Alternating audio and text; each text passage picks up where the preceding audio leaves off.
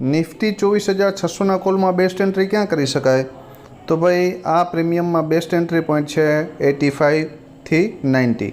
જો આ એરિયામાં તમારી એન્ટ્રી થાય, બરાબર, 95 અથવા તો 90ની આજુબાજુ ક્યાંય એન્ટ્રી થાય તો ફર્સ્ટ ટાર્ગેટ 116 સુધી બેસી શકાય.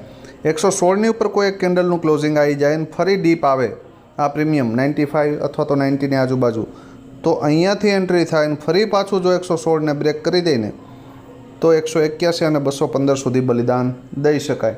પણ ડાયરેક્ટ વન વેમાં ફૂલ ટાર્ગેટ માટે બેસતા નહીં.